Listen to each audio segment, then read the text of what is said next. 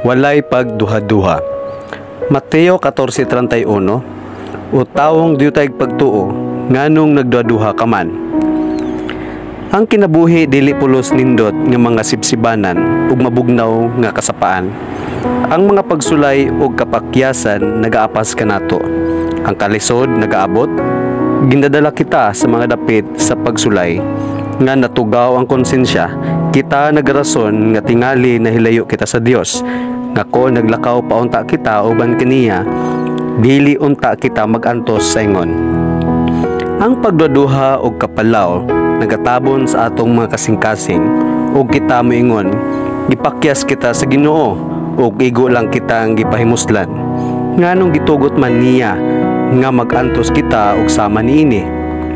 Wala niya kita nahigugma, kay kon ginahigugma pa niya kita, iya untang gikuha ang mga kalisod gikan sa atong dalanon.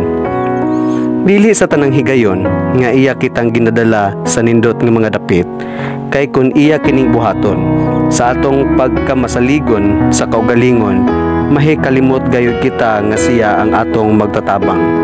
Nagahandom siya nga magpakita sa iyang kaugalingon nganhi kanato ug magpadayag sa daghang mga pagsangkap nga atong magamit o ginatugutan niya ang mga pagsulay o kapakyasan nga moabot kanato aron makaamgo kita sa kun unsa kita kamakaluluoy og makaton sa pagsampit kaniya alang sa panabang.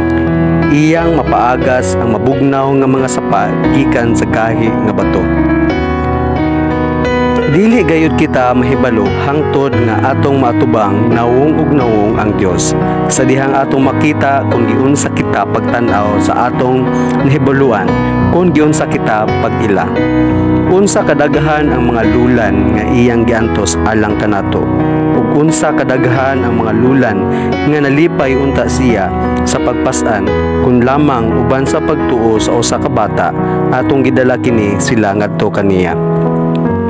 Ang gugma sa Dios gipadayag diha sa tanan niyang mga patigayon kauban sa iyang katawhan ug uban sa tin-aw, dili hanap nga mga mata sa kalisod, sa balatian, sa kapakyasan ug sa pagsulay kita kinahanglan mo tutok sa kahayag sa iyang himaya ngadto sa naong ni Kristo ug magsalig sa iyang nagagiyang kamot. Apan sa kasagaran atong gipasubo ang iyang kasing-kasing tungod sa atong dili pagtuo.